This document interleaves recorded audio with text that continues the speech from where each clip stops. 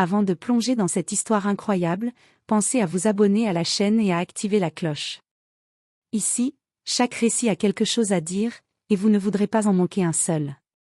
La nuit avait englouti la ville. Dans la maison Johnson-le-Roi, le silence régnait, seulement troublé par le tic-tac régulier d'une horloge murale.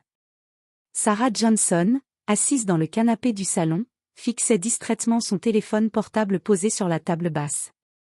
Elle avait toujours détesté ces soirées d'absence, lorsque David, son mari, s'envolait pour ses nombreux voyages d'affaires. Leur maison lui paraissait plus froide, plus vide, comme si son souffle vital disparaissait avec lui.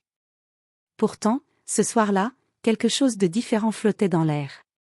Une intuition, un pressentiment, une gêne imperceptible.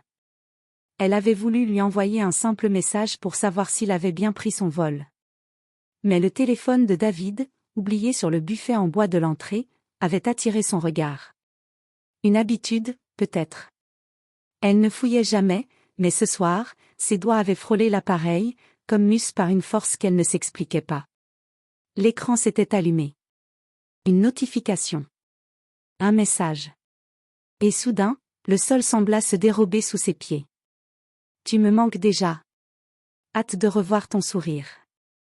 Le message, signé d'un prénom féminin inconnu, pulsait devant ses yeux comme une trahison vivante. Ses mains tremblaient. Son cœur battait si fort qu'elle croyait l'entendre résonner dans la pièce. Était-ce possible? Était-ce vraiment son David, l'homme qu'elle connaissait depuis 15 ans, qui cachait une autre vie derrière son dos? Au même moment, à des centaines de kilomètres de là, David Leroy avançait dans le hall glacé d'un aéroport bondé. Il traînait derrière lui une valise cabossée et jetait des regards nerveux aux panneaux lumineux annonçant des retards et des annulations en cascade. La nuit s'annonçait longue. Plus longue qu'il ne pouvait l'imaginer. Car en plus de la perte soudaine de son portefeuille, il venait de découvrir que son téléphone, son seul lien avec l'extérieur, était resté à la maison. Sarah tenait donc entre ses mains bien plus qu'un simple appareil électronique. Elle détenait son seul moyen de communication, son cri d'appel à l'aide, et peut-être, la clé de la vérité. Le destin venait de placer mari et femme sur deux lignes parallèles, séparées par la distance, par le doute, et par un mensonge qui risquait de tout bouleverser. La question n'était plus seulement, David parviendrait-il à rentrer chez lui? Mais plutôt, Sarah voudrait-elle encore l'attendre? Le vent d'automne s'était levé, faisant vibrer les volets de la maison.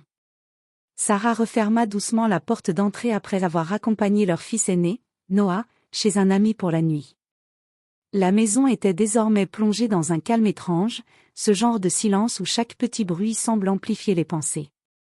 Elle passa par le salon, resserra machinalement la couverture posée sur le canapé et soupira. Depuis quelques années, chaque départ de David ressemblait à une pièce de théâtre qu'il jouait sans conviction. Lui, pressé, tirant sa valise avec la même froideur qu'un homme d'affaires enchaîné aux obligations. Elle, tentant de masquer son malaise sous des phrases toutes faites, « Bon voyage, prends soin de toi ». Des mots simples, mais creux. Alors qu'elle déposait son sac sur la table basse, son regard se posa à nouveau sur le téléphone oublié par David. L'appareil, d'un noir lustré, reflétait la lumière tamisée de la lampe. Elle hésita.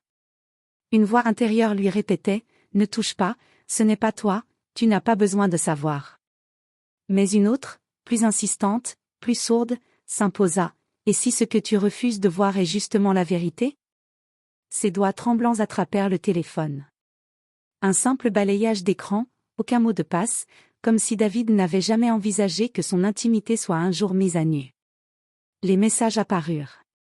Une pluie de conversations anodines défila, collègues, clients, rappels de voyage. Rien d'inhabituel. Puis, au milieu de la banalité, une conversation mise en évidence, récente, marquée d'un simple prénom, Lydia. Sarah sentit son estomac se nouer. Elle ouvrit la conversation. Les premiers mots la giflèrent. « Je rêve encore de ta voix ce matin. Promets-moi que ce voyage ne sera pas trop long. Tu me manques déjà, hâte de revoir ton sourire. » Son souffle se coupa. Les lettres, d'une banalité presque enfantine, avaient pourtant le pouvoir de détruire 15 années de confiance. Ce n'était pas une erreur, pas un malentendu. C'était un aveu silencieux. Sarah lâcha le téléphone sur la table, comme si l'objet brûlait ses mains. Elle recula d'un pas, son cœur battant à tout rompre. Mille images traversèrent son esprit, leurs vacances, leurs promesses échangées devant l'autel, la naissance de leurs enfants, et ce soir-là, où elle avait choisi de croire que malgré les tensions, malgré la distance, ils formaient encore un couple solide. Tout s'écroulait en une seconde. Elle s'assit, les mains sur son visage, des larmes naissant dans ses yeux. Une question la hantait, devait-elle attendre le retour de David pour obtenir des explications ? Ou devait-elle se préparer à affronter une vérité encore plus sombre que ce qu'elle venait de lire ? Ce qu'elle ignorait, c'est qu'à cet instant même, David se tenait seul, épuisé, dans un aéroport bondé, sans téléphone, sans argent, et sans savoir que sa vie de couple venait peut-être de s'effondrer à des kilomètres de lui. Le hall de l'aéroport international de Boston bourdonnait d'un chaos organisé. Les annonces se succédaient dans les haut-parleurs, les valises roulaient dans toutes les directions, les files d'attente semblaient interminables. David Leroy s'avançait, l'air crispé, le regard tendu vers l'écran géant qui affichait en lettres rouges « Vol annulé, retard indéterminé ». Il soupira profondément et passa une main sur son front. La journée avait été longue, trop longue. Une réunion à rallonge, des collègues insupportables, et maintenant ce contretemps qui le clouait au sol. Mais ce n'était pas le pire. Au moment où il avait voulu payer un café pour rester éveillé, il avait plongé sa main dans la poche intérieure de sa veste. Rien. Ni portefeuille, ni carte de crédit. Le vide. Peut-être volé, peut-être égaré. Peu importait. Le résultat était le même, il n'avait plus $1 sur lui. Parfait, absolument parfait, murmura-t-il avec amertume. Il chercha alors son téléphone. Un réflexe. Mais ses doigts ne rencontrèrent que la doublure vide de sa poche. Une vague de panique le saisit. Il se revit rapidement, à la maison, posant son téléphone sur le buffet de l'entrée, distrait par les adieux rapides à Sarah. Il avait dû partir sans. David s'assit lourdement sur un banc métallique. Autour de lui, les voyageurs pianotaient sur leurs écrans, réservaient de nouveaux vols, contactaient leurs proches. Lui n'avait rien. Ni moyen de payer, ni moyen d'appeler. Un homme moderne réduit au silence, isolé dans un océan de mondes connectés. Il tenta malgré tout d'obtenir de l'aide. Il se dirigea vers le comptoir d'assistance. La file était interminable, et quand enfin son tour arriva, l'employé l'écouta à peine. « Monsieur, sans pièce d'identité, ni téléphone, ni carte bancaire, je ne peux rien faire pour vous. Mais écoutez, je suis un client fréquent, je voyage chaque semaine sur votre compagnie. Vous pouvez vérifier mon nom, mon profil, n'importe quoi. » L'agent esquissa un sourire forcé. « Je comprends, monsieur, mais nos règles sont strictes. Sans document valide, je ne peux pas vous avancer quoi que ce soit. » Rejeté. Ignoré. Comme un inconnu. Il retourna s'asseoir, le regard perdu vers les vitres où la pluie commençait à marteler le tarmac. Un sentiment étrange l'envahit, de la vulnérabilité. Lui, l'homme d'affaires sûr de lui, habitué aux hôtels 5 étoiles, se retrouvait réduit à un simple voyageur perdu, dépendant de la charité des autres. Il pensa à Sarah. Si seulement il avait son téléphone, il pourrait l'appeler. Elle viendrait à son secours, comme toujours. Elle avait ce don de le tirer de l'impasse, de trouver une solution même dans le chaos. Il ne savait pas encore qu'à cet instant précis, Sarah n'avait aucune intention de tendre la main. Au contraire, elle tenait entre ses mains la preuve d'une possible trahison. David leva les yeux vers l'écran une dernière fois. Vol annulé. Attente indéterminée. La nuit allait être longue. Très longue. La maison baignait dans une lumière tamisée, presque irréelle. Sarah Johnson marchait de long en large dans le salon, ses mains serrées contre sa poitrine. Le téléphone de David reposait toujours sur la table basse, écran noir, mais pour elle il brillait comme une menace silencieuse. Elle avait relu ce message au moins 10 fois. Chaque mot lui brûlait la mémoire.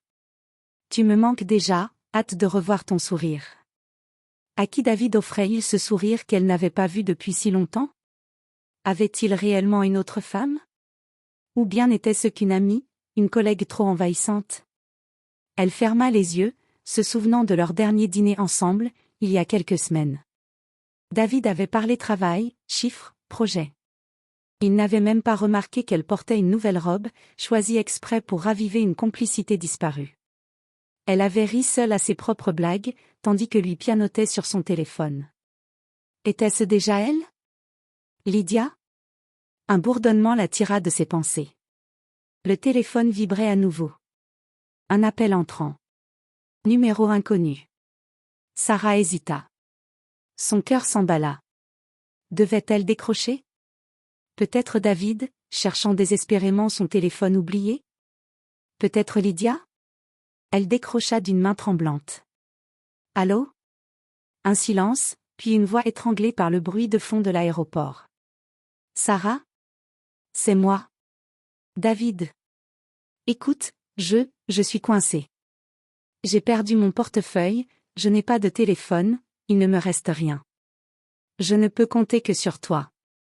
La voix de son mari résonna dans l'appareil comme une corde tendue entre deux mondes. Sarah resta figée. Pendant des années, il avait été celui qui tenait les rênes, qui décidait, qui commandait. Ce soir, c'était lui qui implorait. Tu m'entends, Sarah? J'ai besoin de toi. Elle inspira profondément. Une partie d'elle voulait raccrocher. Le laisser se débrouiller, goûter un peu à la solitude qu'il lui avait imposée tant de fois. Mais une autre voix, plus douce, plus ancienne, murmurait, c'est ton mari. L'homme avec qui tu as bâti ta vie. Le père de tes enfants. Ses doigts se crispèrent sur le téléphone. Elle voulait hurler, l'accuser, lui demander qui était Lydia. Mais elle se contenta d'un mot sec. Je t'entends. Puis elle laissa un silence pesant s'installer. David, de l'autre côté, semblait attendre une réponse, une promesse, une solution. Mais Sarah n'était pas encore prête à choisir. Sarah s'installa dans le petit café de leur quartier, son manteau encore humide de la pluie fine qui tombait dehors. La lumière douce des lampes suspendues réchauffait à peine l'atmosphère. Emily Carter l'attendait déjà, une tasse de cappuccino à la main, le regard inquiet mais attentif. « Sarah, ça ne va pas ?» demanda Emily, la voix empreinte de douceur. Sarah secoua la tête, incapable de parler d'emblée. Les larmes lui montaient aux yeux, mais elle les retint. Elle posa son sac sur la table et respira profondément. « Emily, j'ai découvert un message sur le téléphone de David. » Emily fronça les sourcils, une main venant se poser sur celle de Sarah. « Quoi ?» Sarah lui montra le téléphone, l'écran noir, mais elle avait déjà raconté le contenu du SMS. Les mots s'échappèrent avec un mélange de colère et de tristesse. « Tu me manques déjà, hâte de revoir ton sourire. »« Et tu crois que c'est une autre femme ?» murmura Emily, hésitante. « Je ne sais pas », répondit Sarah, la voix tremblante. « Tout semble si réel. Et en même temps, il est coincé à l'aéroport, sans rien. Je ne sais pas quoi faire. » Emily prit une gorgée de son café avant de répondre, posant son regard droit dans celui de Sarah. « Écoute, tu dois respirer. Tu as besoin de réfléchir avant de prendre une décision. Tu ne peux pas agir sous le coup de la colère. Mais, il ne faut pas non plus l'abandonner complètement. Tu dois protéger ton cœur. Mais et si je me trompe? Et si c'était vraiment une trahison? Je ne pourrai jamais le pardonner. » Emily posa sa main sur celle de Sarah avec insistance. « Alors tu mets des limites. Tu l'aides parce que c'est ton mari et que c'est toi qui décides du rythme. Mais tu ne laisses pas ton cœur se faire marcher dessus. Si Lydia existe vraiment, alors il devra rendre des comptes. Et toi, tu choisiras ce que tu peux accepter ou pas. » Sarah inspira profondément. Les mots de son amie étaient simples mais puissants. Il semblait tracer une ligne dans son esprit, entre l'instinct de protéger celui qu'elle aime et la nécessité de préserver sa dignité. « Je crois que tu as raison, » murmura-t-elle. « Je dois réfléchir. Mais, je ne peux pas le laisser là-bas, pas comme ça. » Emily sourit légèrement, en essayant de lui donner un peu de courage. « Alors tu l'aides, mais tu ne te perds pas dans le processus. Reste forte, Sarah. Toujours. » Sarah acquiesça, le cœur lourd mais résolu. Elle savait que les prochaines heures seraient décisives. Entre le mensonge qu'elle croyait avoir découvert et l'urgence de la situation de David, chaque décision pesait comme une pierre sur ses épaules. À l'autre bout de la ville, dans un hall d'aéroport froid et bruyant, David ne savait toujours pas que son salut dépendrait de la force de sa femme. Et que cette force serait mise à l'épreuve comme jamais auparavant. David Leroy était assis sur un banc métallique, les épaules voûtées, le regard perdu dans le va-et-vient des voyageurs. Autour de lui, des familles se pressaient, des couples riaient, des employés couraient avec des valises lourdes. Lui, il se sentait invisible, réduit à un simple corps parmi la foule, incapable de communiquer, sans ressources, sans échappatoire. Il avait essayé de demander de l'aide à plusieurs guichets. À chaque fois, la réponse était la même, sans pièce d'identité ou carte bancaire, nous ne pouvons rien faire. Mais je suis David Leroy. Tenta-t-il une dernière fois à un employé fatigué, la voix tremblante. Je suis désolé, monsieur, répondit la jeune femme d'un ton poli mais sec, nous ne pouvons rien pour vous. La frustration monta en lui comme une marée. Comment avait-il pu se retrouver dans une telle situation? Lui, l'homme méthodique, organisé, celui qui contrôlait tout dans sa vie, maintenant réduit à supplier des inconnus pour un simple café, pour un ticket, pour un appel. Il s'avança vers une borne d'information et observa les autres voyageurs utiliser leur téléphone, commander des taxis, réserver des hôtels en ligne. Chacun semblait parfaitement à sa place dans ce monde connecté, sauf lui. Chaque visage souriant était un rappel cruel de sa solitude. Un groupe d'adolescents le bouscula en riant, sans même s'excuser. David sentit la honte l'envahir. Non seulement il était bloqué, mais il se faisait presque humilier publiquement, incapable de réagir autrement que par un silence embarrassé. Il pensa alors à Sarah. Si seulement il avait son téléphone. Un simple appel, et tout aurait pu être arrangé. Mais elle ne savait rien de sa détresse. Et s'il y avait un problème entre eux? S'il avait mal interprété certaines choses? Le temps semblait s'étirer à l'infini. L'angoisse de l'attente, l'humiliation de dépendre de la charité d'inconnus, le froid qui commençait à s'infiltrer sous sa veste, tout cela pesait sur lui comme un poids insoutenable. À un moment, il s'assit par terre, dos contre la vitre, les yeux rivés sur le tarmac. Les avions décollaient et atterrissaient sans qu'il puisse participer à ce mouvement. Une sensation étrange de vide et d'impuissance le traversa. Il murmura pour lui-même. Je n'ai jamais été aussi seul.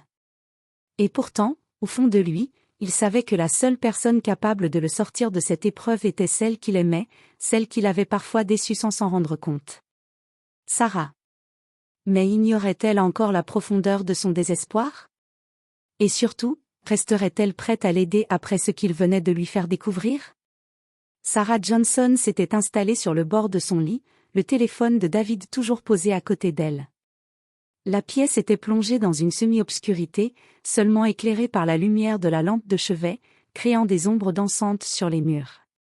Son regard se perdit dans le vide, mais dans son esprit, les images du passé défilaient comme un film auquel elle n'avait pas consenti. Elle se souvint de leur première rencontre, 15 ans plus tôt, lors d'une soirée organisée par des amis communs. David, avec son sourire confiant et son charisme naturel, l'avait immédiatement captivée. Sarah, alors jeune et pleine de rêves, avait été séduite par son assurance et la douceur qu'il cachait derrière cette façade. Puis vinrent les mariages, les voyages, les soirées tardives au bureau, les rires de leurs enfants. Noah et Lily, leur cadette, étaient le centre de leur univers, la preuve tangible d'un amour qu'elle pensait indestructible. Mais elle revit aussi les moments plus sombres. Les disputes sur le travail de David, ses absences prolongées, les promesses qu'il oubliait de tenir, le téléphone toujours à portée de main. Les soirées où elle se sentait seule, où l'ombre d'une distance invisible s'installait entre eux. Et maintenant ce message. Ce simple SMS avait réussi à réveiller toutes ses blessures anciennes et à les faire saigner à nouveau. Tu me manques déjà, hâte de revoir ton sourire. Était-ce vraiment une preuve de trahison ou le reflet d'un manque qu'il n'avait jamais su exprimer à elle? Elle se souvenait des fois où elle avait voulu l'approcher, lui parler, et où il s'était refermé derrière un sourire fatigué.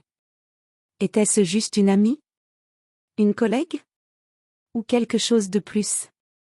Un mélange de colère, de tristesse et de nostalgie s'empara d'elle. Elle se souvenait des rires partagés, des soirs où ils dansaient dans leur salon au rythme de vieilles chansons, des promesses échangées sous la pluie. Et maintenant, tout semblait menacé par ce mot échangé à distance, comme une fissure dans le mur solide de leur mariage. Elle prit une profonde inspiration, essayant de calmer son cœur qui battait la chamade. Ses souvenirs, bons et mauvais, se mêlaient dans un tourbillon d'émotions. Elle savait qu'elle devait prendre une décision, mais elle ne savait pas encore laquelle. Devait-elle faire confiance à cet homme qui lui avait construit des souvenirs inoubliables? Ou devait-elle écouter son instinct, qui lui criait de se protéger, de ne pas céder à une loyauté aveugle? Sarah se leva, marcha jusqu'à la fenêtre et regarda la nuit noire. Les rues étaient silencieuses, mais son esprit était en tumulte. Chaque souvenir, chaque rire, chaque larme, chaque promesse, venait la confronter à l'instant présent. David avait besoin d'elle, et pourtant elle doutait de lui comme jamais auparavant. C'était un carrefour. Une intersection entre le passé qu'elle chérissait et le futur incertain qui l'attendait. L'aéroport de Boston semblait s'être transformé en un labyrinthe impitoyable pour David Leroy. Chaque couloir, chaque guichet, chaque visage inconnu lui renvoyait l'image de sa vulnérabilité. Il avait essayé de demander de l'aide à tous les comptoirs possibles, mais sans pièce d'identité, sans argent, sans téléphone, il n'était qu'un nom parmi tant d'autres, un visage parmi la foule. Alors qu'il s'asseyait pour la énième fois sur un banc métallique, un employé de sécurité le dépassa, le bousculant presque, sans un mot d'excuse. Les passagers le regardaient avec mépris ou indifférence. Certains murmuraient entre eux, d'autres prenaient des photos pour s'amuser ou partager sur les réseaux. David sentit la honte l'envahir, une humiliation cuisante qui s'insinuait jusqu'au fond de ses os. Un enfant passa en courant et le heurta accidentellement. Les parents, loin d'être désolés, se contentèrent d'un haussement d'épaules. Un groupe d'adolescents éclata de rire en le voyant essayer de récupérer ses affaires tombées. Les rires résonnaient dans le hall comme des éclats de glace sur sa peau. David se leva, le visage rouge, et tenta de s'adresser à un couple. « Excusez-moi, pourriez-vous, je cherche quelqu'un pour m'aider. » Le couple détourna le regard, pressé, comme si sa détresse était invisible. À ce moment précis, David ressentit le poids de sa solitude plus que jamais. Chaque arrogance qu'il avait pu afficher dans sa vie professionnelle, chaque décision qu'il avait prise en croyant contrôler son univers, tout s'effondrait face à cette impuissance totale. Il pensa à Sarah, à l'image qu'il avait toujours voulu donner d'un homme sûr de lui, protecteur, capable de gérer n'importe quelle situation. Et maintenant, il était réduit à supplier pour un verre d'eau, un téléphone, un appel, une main tendue. Il s'assit à nouveau, le dos contre une vitre, et observa les avions décoller. Les lumières des cabines scintillaient comme des étoiles dans la nuit humide. La scène aurait pu sembler poétique, mais pour lui, elle symbolisait l'échec, la solitude et l'humiliation. Et dans un coin de son esprit, un doute insidieux s'installa. Et si Sarah ne venait pas? Et si elle décidait que j'avais trop trahi sa confiance? Cette idée le frappa plus violemment que la fatigue, le froid ou le mépris des passants. Chaque rire, chaque regard détourné semblait lui rappeler qu'il n'était plus l'homme puissant qu'il croyait être. Il était vulnérable. Seul. À la merci du monde. Pour la première fois depuis longtemps, David comprit que la vie pouvait vous humilier publiquement, vous réduire à néant, et que personne, pas même les plus proches, ne pouvait garantir votre salut. Le téléphone de Sarah vibra sur la table basse, une vibration insistante qui résonnait dans le silence de la maison. Elle le fixa, ses doigts hésitants au-dessus de l'écran. Après des heures de tourments, de doutes et de souvenirs, elle prit une profonde inspiration et décrocha. « Sarah, c'est moi », murmura David, la voix étranglée, tremblante, traversée par la fatigue et l'angoisse. « David », soupira-t-elle, le cœur serré, « qu'est-ce que tu fais à m'appeler maintenant ?» Un silence pesant s'installa. Les deux se parlaient mais ne se comprenaient pas encore. Sarah avait lu le SMS, et chaque mot brûlait encore sa poitrine. David, quant à lui, était seul, humilié et vulnérable à des centaines de kilomètres, espérant un réconfort qui tardait à venir. « Écoute, je suis coincé à l'aéroport, je n'ai rien, pas de téléphone, pas d'argent, rien. Sarah, j'ai besoin de toi. » « David, » dit-elle d'un ton glacé, « je ne sais même plus qui tu es en ce moment. » Ce message ? Lydia, qui est-elle? Il se figea. Le poids de ses mensonges, de ses silences, de ses absences, se matérialisa dans sa voix. Sarah, attends, ce n'est pas ce que tu crois. Je n'ai jamais voulu te faire de mal. Mais tu l'as fait. S'exclama-t-elle, les larmes montant. Tu m'as laissé croire que tout allait bien, alors que... David s'assit par terre, le téléphone contre son oreille, incapable de regarder autour de lui. Je t'assure. Lydia n'est rien. Rien à ce point. C'est compliqué à expliquer. Mais ce que tu as lu, je comprends que tu sois en colère. Je comprends. Sarah secoua la tête, la respiration haletante. Comprendre ne suffit pas, David. Je ne sais plus si je peux te faire confiance. Je ne sais plus si je veux t'aider. Sarah, je t'en prie, écoute-moi, j'ai besoin de toi maintenant. Je suis seule, humiliée, perdue, et toi seule peux me sauver. Je ne te demande pas pardon pour tout ce qui est arrivé, mais, je te demande de me tendre la main, rien que cette fois. Le silence tomba de nouveau. Sarah ferma les yeux, luttant contre la tempête de ses émotions. Elle se souvenait de chaque moment partagé avec David, de chaque promesse, de chaque larme, de chaque éclat de rire. Elle se souvenait aussi de la douleur, de l'incompréhension, des absences. Et pourtant, elle entendait sa vulnérabilité dans cette voix brisée. Elle voyait l'homme qu'elle avait aimé, réduit à l'impuissance, suppliant une aide qu'il n'avait jamais dû demander. Elle inspira profondément. « Très bien, David, je vais t'aider. Mais tu vas me dire toute la vérité. Maintenant. » « Merci, » murmura-t-il, presque en larmes. « Merci. » Pour la première fois depuis des heures, David sentit un peu d'espoir. Mais il savait que la route serait encore longue. La vérité, désormais, devait sortir de l'ombre. Et Sarah devait décider si leur amour pouvait survivre à ce qui allait suivre. Sarah Johnson s'assit à la table du salon, le téléphone en main, prête à écouter David et à entendre enfin ce qu'il avait à lui dire. Sa respiration était encore saccadée, mélange d'angoisse et de colère contenue.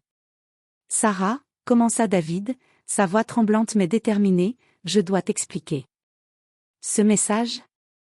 Lydia, ce n'est pas ce que tu crois. » « Alors explique, David. » Coupa-t-elle, la voix dure. « Parce que je n'ai aucune idée de ce que je suis supposée croire en ce moment. » Il prit une profonde inspiration. « Lydia est ma sœur de cœur. Nous avons grandi dans la même ville, elle a toujours été proche de moi. Ce message, c'était après une dispute familiale. Elle traverse un moment difficile et voulait juste un peu de réconfort. Je lui ai répondu par réflexe, sans réfléchir que ça pourrait être mal interprété. » Sarah resta silencieuse, fixant le téléphone, son cœur battant toujours fort. Une partie d'elle voulait croire ce qu'il disait, mais l'autre restait méfiante. « Alors tout cela, c'est juste de l'amitié ?» demanda-t-elle prudemment. « Oui, mais je ne t'ai jamais dit la vérité sur quelque chose d'autre, » murmura-t-il. « Sarah, je t'aime plus que tout. Mais il y a quelque chose que je t'ai caché depuis des mois, avant ce voyage. »« Quoi ?» demanda Sarah, la voix à peine audible. « J'ai accepté un projet de travail qui pourrait changer notre vie, mais je ne voulais pas t'inquiéter. C'est risqué, Sarah, et je ne pouvais pas t'expliquer avant d'être sûre que ça marcherait. Ce voyage, c'était pour finaliser cette opportunité, et j'avais peur que tu le prennes mal si je te parlais du stress et de l'enjeu. » Sarah sentit un mélange de soulagement et d'inquiétude. Ce n'était pas une infidélité, pas une trahison de cœur, mais un secret qui mettait en jeu leur confiance. « David, » murmura-t-elle, « tu aurais dû me dire. Même si c'était risqué, nous aurions pu gérer ça ensemble. »« Je sais. Je me suis trompée, » admit-il. « Et maintenant, je suis là, bloquée, humiliée, incapable de te prouver que tu peux me faire confiance, mais je te promets que tout ce que j'ai fait, je l'ai fait pour nous, pour notre famille. » Sarah resta un long moment silencieuse. Elle revoyait son mari à l'aéroport, seul, vulnérable, suppliant son aide. Elle repensa à ses souvenirs, aux doutes, aux douleurs, et à l'amour qu'ils avaient partagé. « Très bien, » dit-elle enfin, d'une voix ferme mais douce. « Je vais t'aider. Mais à ton retour, tu me diras tout. sans rien cacher. Merci, murmura-t-il, presque soulagé. Merci, Sarah.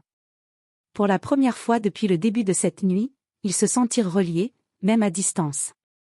La vérité avait éclaté, et avec elle, la possibilité de reconstruire ce qui avait été fissuré. Mais l'avenir restait incertain. Les secrets révélés ne signifiaient pas la fin des épreuves, et chaque pas vers la réconciliation serait encore semé d'embûches. La pluie battante dehors frappait contre les vitres, mais à l'intérieur, Sarah Johnson sentait un calme inhabituel. Le téléphone posé devant elle affichait l'écran de l'appel de David. Elle savait que sa décision ne serait pas facile, que son cœur et sa raison étaient encore tiraillés entre colère, douleur et amour. Elle se leva et marcha jusqu'à la fenêtre, regardant la nuit noire envelopper la ville. Chaque souvenir, chaque doute, chaque mot échangé avec David cette nuit-là défilait dans son esprit. Elle revoyait l'homme qu'elle avait rencontré, aimé et épousé, et le mari vulnérable, humilié, suppliant de son aide à l'autre bout du pays. Enfin, elle respira profondément et prit son téléphone. « David » dit-elle d'une voix claire mais ferme. « Je viens te chercher. Mais il y a des conditions. Tu me dis toute la vérité quand tu rentres. Tout. Et après ça, nous déciderons de ce que nous faisons de notre mariage. » Sarah, répondit-il, sa voix tremblante mais soulagée. « Merci, merci infiniment. » Pendant qu'elle préparait ses affaires pour se rendre à l'aéroport, Sarah sentit un mélange étrange de peur et d'espoir. Elle ne savait pas ce que l'avenir leur réservait, mais elle avait choisi de ne pas abandonner tout de suite, de tendre la main malgré la douleur. À des centaines de kilomètres de là, David, assis sur le banc froid de l'aéroport, sentit son téléphone vibrer à nouveau. Le message de Sarah le fit trembler. Il réalisa que la personne qu'il aimait le plus venait de prendre le risque de le rejoindre, malgré la colère et le doute. « Elle vient » murmura-t-il pour lui-même, les yeux embués de larmes. « Elle vient vraiment. » Quand Sarah arriva enfin, David courut presque vers elle, épuisé mais soulagé. Leurs regards se croisèrent, et dans ce silence chargé d'émotions, ils comprirent que cette nuit avait tout changé. Les mensonges et les secrets avaient été confrontés, les blessures commenceraient à guérir, et l'amour, fragile mais vivant, pouvait encore trouver un chemin. Sarah prit sa main, et il la serra doucement. « On va y arriver » murmura-t-elle. « Oui, on va y arriver » répondit-il, soulagé mais conscient que rien ne serait jamais plus simple. Alors qu'ils quittaient l'aéroport, la pluie avait cessé. Les lumières de la ville brillaient comme autant de promesses d'un nouveau départ. Les épreuves de la nuit étaient derrière eux, mais les choix qu'ils feraient ensemble dans les jours à venir détermineraient la solidité de leur couple. Pour la première fois depuis longtemps, ils se sentaient prêts à affronter la vérité, ensemble. Quelques mois avaient passé depuis cette nuit où la vérité avait éclaté et où Sarah avait pris sa décision.